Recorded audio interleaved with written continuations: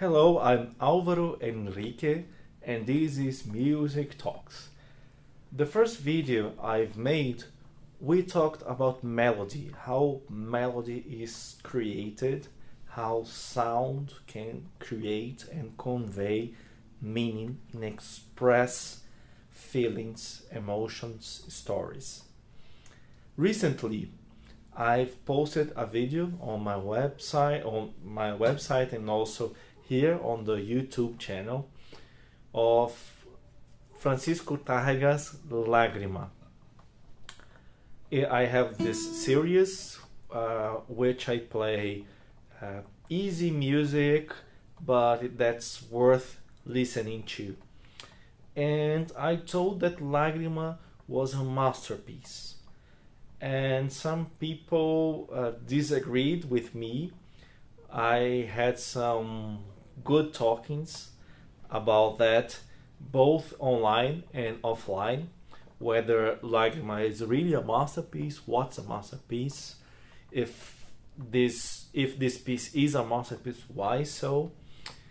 And I think one of the reasons it is a masterpiece, in my opinion, relates to that first video, and I think it's interesting to talk to you.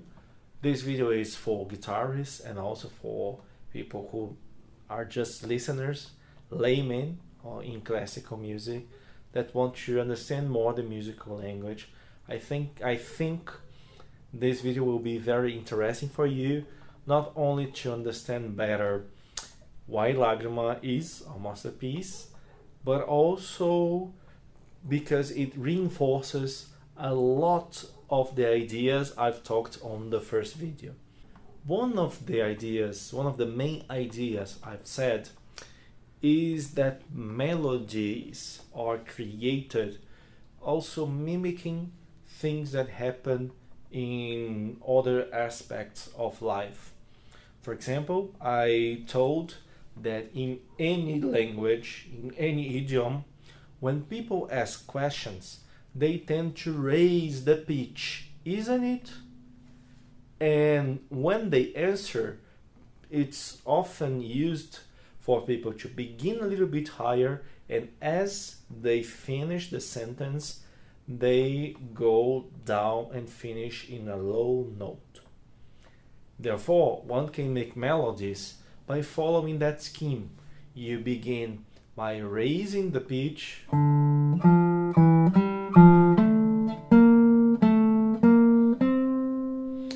and then it feels like a question mark that needs to be answered, and he answers by going down.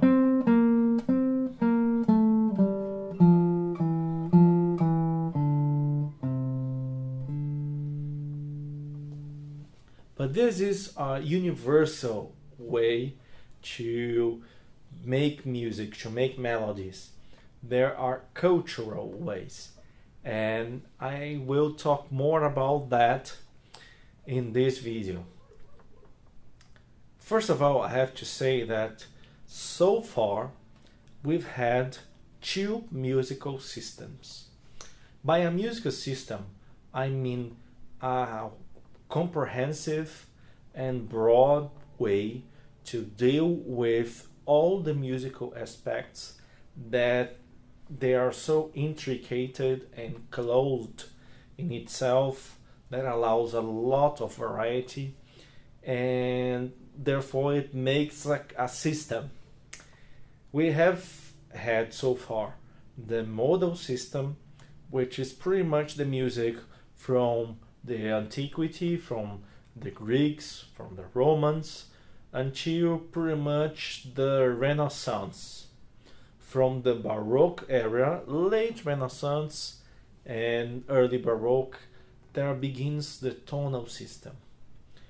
There are many composers nowadays that are trying to find a third musical system. There isn't so far one organization of notes that's so comprehensive enough to call it a musical system, but I think that in the future we will be talking about a third musical system. But so far There are only two. The second one is the tonal system. Most of the music we hear nowadays is made on the tonal system. The tonal system is pretty much not about melody, it's about harmony. And that's one of the most interesting things, because due to harmony, it creates many melodical possibilities. And you will understand that the melody is shaped a lot according to the harmony. So what's harmony? Harmony is a combination of notes that must sound together. Each combination of notes that sound together is called a chord. So this is a chord. That's another one. Then a third one. Okay. If I end right now, you will feel that there's something strange sounding because you want to hear this. And this is already a lot on the tonal system. The tonal system is pretty much a fight between some chords. I'm talking from Brazil. Brazil is a presidential country, and recently it has had a political crisis, so it's very easy for me to relate the fights, the conflicts of the tonal system with the conflicts of a presidential political system. So the tonic, which is the main chord, it's like the president. So it holds the stability of the system, but it cannot exercise power alone. The dominant would be like the Senate. It also doesn't exercise power alone. It has less power than the president, but it holds the power to take the president off. It's a very strong power, and sometimes they exercise it. There is also a third chord, which is called the subdominant. That's the subdominant, and they are pretty much like the Supreme Court. They are this chord is kind of old-fashioned. They can exercise power, but they are not the very first one in line. But if something happens, it's up to them. But they can help a lot the Senate to be stronger, to overthrow the president. There are also some other characters. For example, if you cannot count with the president, you can count on the vice president, which is the relative. We have the tonic relative, and it works a little bit like the president. So if you are in a ceremony and you need someone to represent the republic, the vice president can do the job, but it's not the same as the president. So if I just play a dominant and then tonic relative, it's not the same as dominant and tonic, but it doesn't sound so bad. And there's also a subdominant relative, which is, well, like the Attorney General. They are not the Supreme Court of Justice, but they can represent the judiciary in some cases, especially to help the Senate to overthrow the president. And there are also some relatives of the Senate, but they're not as strong, so it's not even worthy talking much about them. but that's a fight of power. And all melodies, all form, everything that happens in the tonal system is pretty much a story on how those characters take power from one another. And this is what happens in Lagrima. First of all, I have to mention that the Senate wants to take the power, but every action of the Senate doesn't end on itself. For example, if the Senate passes a bill, it still needs to be signed or vetoed by the president. So you really depend on the president to have the last word. And it happens also in the tonal system. And the president can represent stability. So in times of war, to whom everybody recur? To the president, to the tonic. And Lagrima begins with the tonic and goes to the dominant, the sonate. And it sounds as if there is a question mark. The sonate did something, but the president needs to sign or not after. And you know that, and you hear that. More than that, pay attention. 1, 2, 3, 4, 5, 6. So this first sentence that sounds like a phrase with a question mark has 6 main tempos. Then it repeats again. So 6, 2, 3, 4, 5, 6. And end on the dominant. And then there is an answer that begins not with the president, but with the vice president. So there is the dominant, and had the president answered, this is how it should have sounded.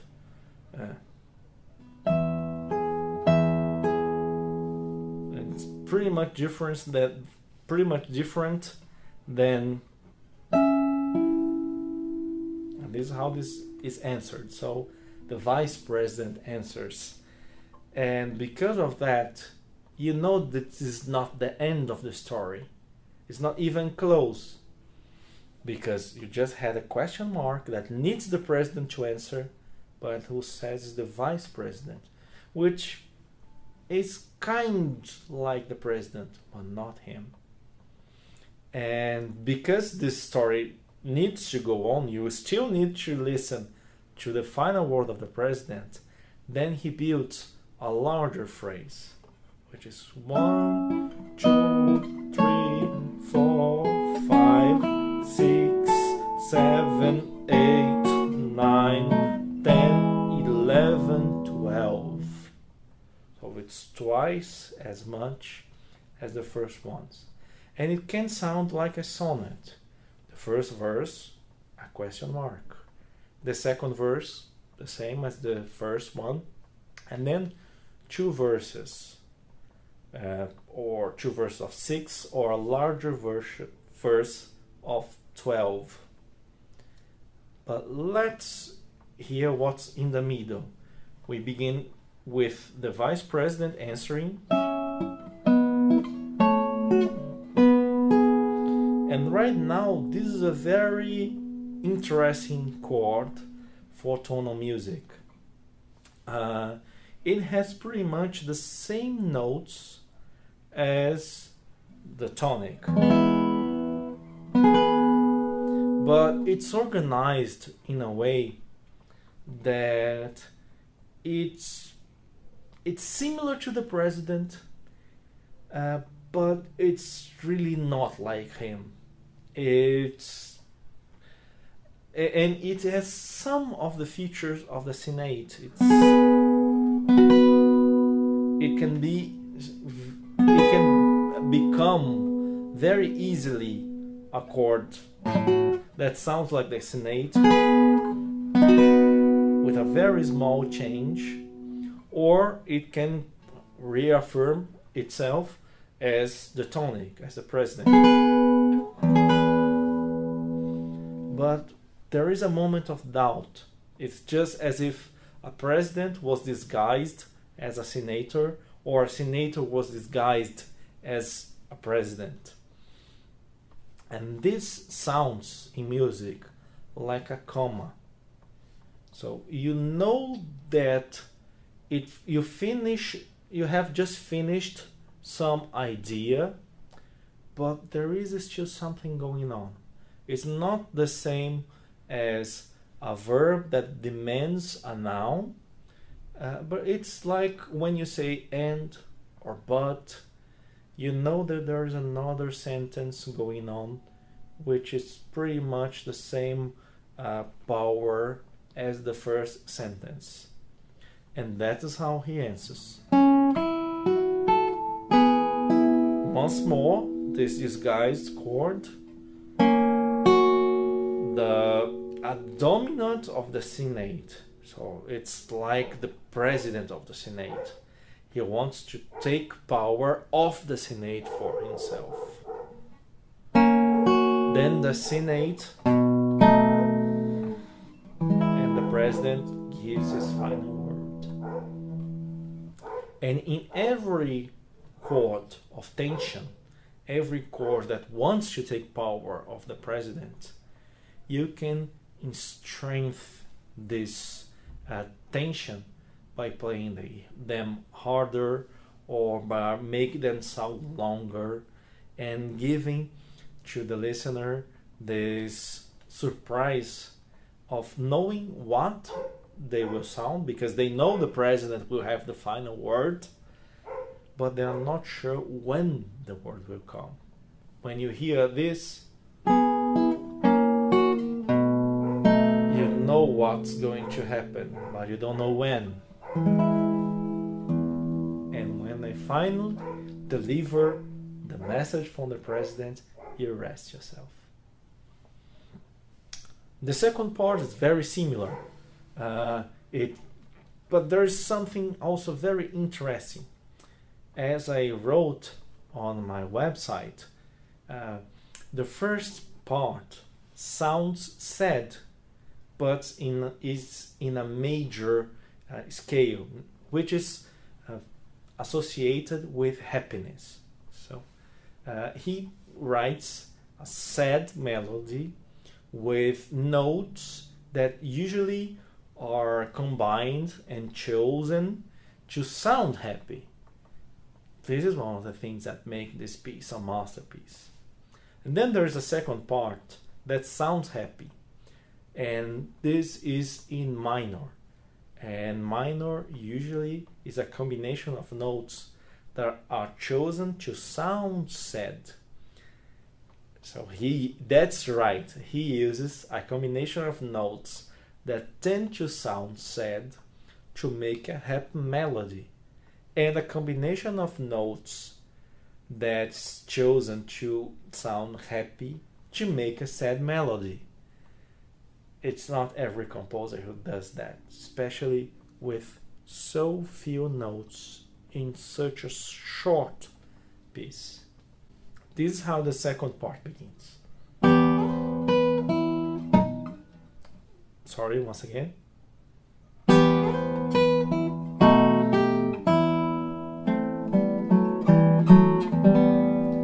And then something very interesting just happened.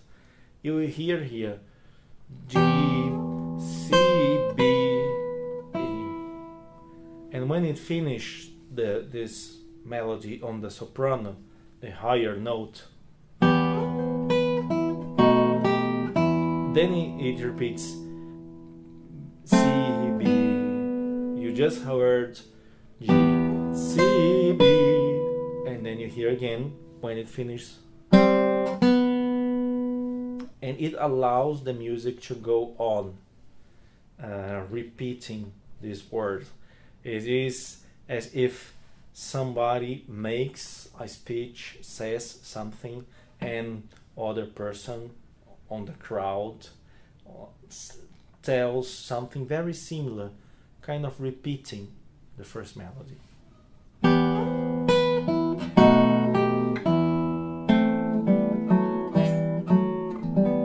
if you look closely, guitarists will have the chance to do that. The very same notes, with a short exception, that has in this first bar has also on the second bar on this very short melody. Masterpiece. Then another phrase begins with the sonate chord, the dominant. Then the word of the president.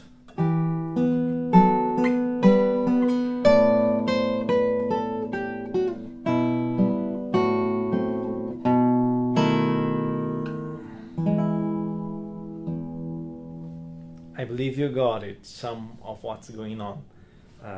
This is the disguised president, the attorney general,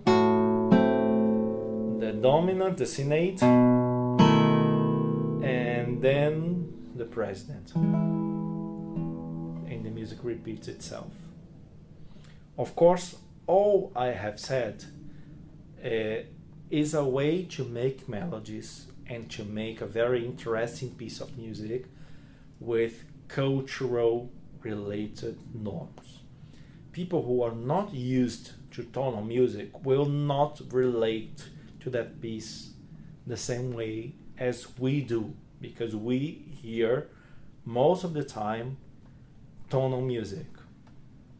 And if you want to listen to Lagrima in full, I will write on the description of the video the link to the performance I told you, and you can check how one can build suspense by allowing those chords of tension, those chords of the sonate, of the Supreme Court, the attorney general, a little bit longer than the resolution of the president that's always expected.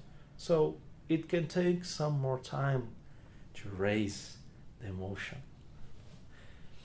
For more videos about music, the musical language, you can subscribe the channel, click on the bell to receive the new notifications, and please visit our website for more material, www.alvarohenrique.com.